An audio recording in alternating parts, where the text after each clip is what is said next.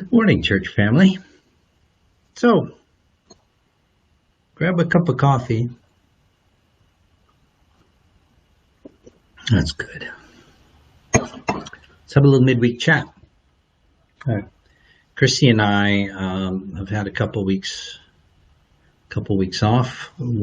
Two away from the pulpit for me, and last week we got 4 nights at Rath Trevor camping. And camping is kind of a lot of folderol getting there and getting back, although I love all of that, setting up camp and all the gear and everything, the kayaks, the trailer, the dogs.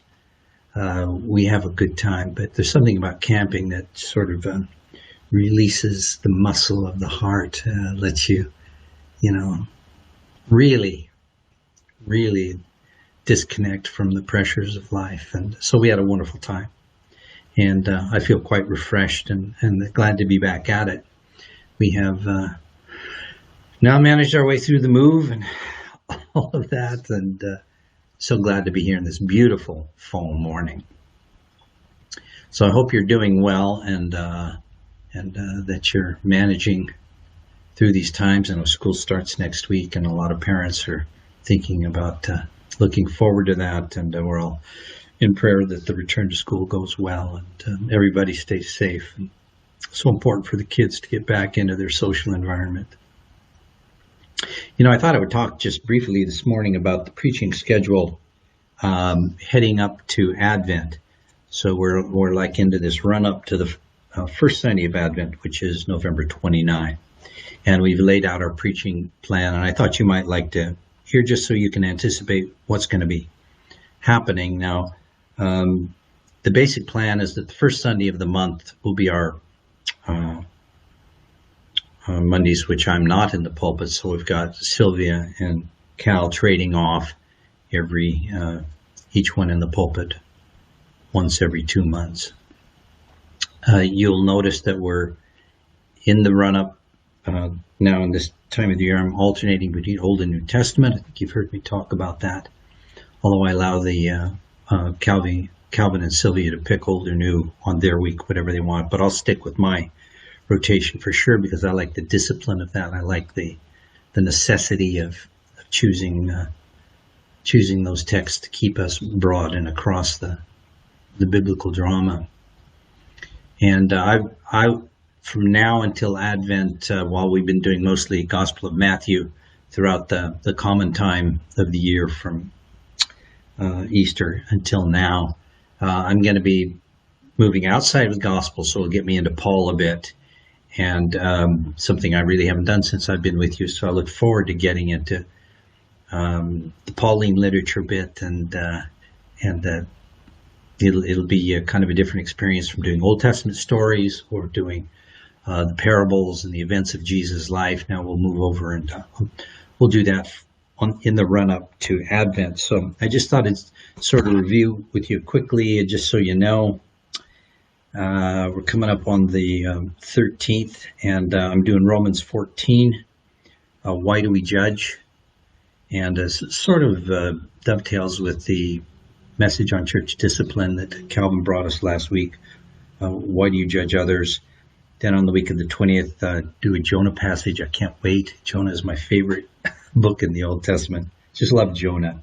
Jonah 3:10. The fourth Sunday in September, Philippians 2:1-13, the so-called Carmen Christi, that soaring hymnic statement of the nature of Jesus, who did not count equality with God something to be grasped, but emptied himself. So really look forward to tackling that very significant passage with us on September 27th. And October 4th, we're back to our Sylvia will be preaching. It's the Ten Commandments text. I'm not sure if she'll choose it, but she might choose Matthew or Philippians herself. I let Cal or Sylvia choose from wherever they wish to do on their week. Then on the 11th, I'm back into Philippians, rejoice always. That's Philippians 4:1-9. Then October 18, I'm back in the Old Testament. God appears to Moses in Exodus 33. On the 25th, I'm moving over to Matthew in the New Testament, who is the Messiah, Matthew 22.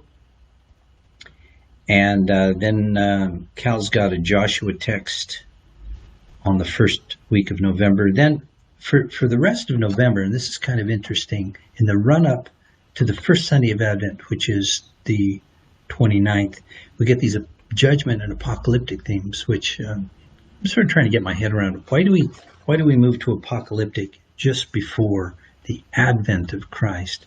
And so we're going to follow those themes through and see how they prepare us for the coming of the Lord and this period of waiting that commences on 29th as we move up to the great Christmas celebration.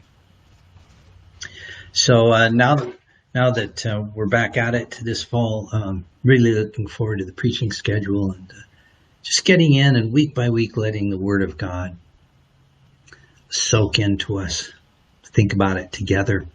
And I just encourage you to walk along with me. And if you can, read those texts. You don't have to, but if you can, I think you'll be much enriched by it. Reflect on them, and then we'll come together and worship and so build this life together really on this foundation of contemplation on the Word. And this is the most important thing. It binds us together. It helps us to have the divine imagination active in our hearts and minds. It forms the basis of community and the means by which we exercise our love, our care, and concern for one another. So God bless you this week. I'm happy to be here in my study this morning and look forward to seeing you on Sunday. Miss you all. Just would love to see you all in these times that come. That will be a part of our future as that becomes a reasonable and safe thing to do. Well, God bless you. Have a wonderful day, and we'll see you on Sunday.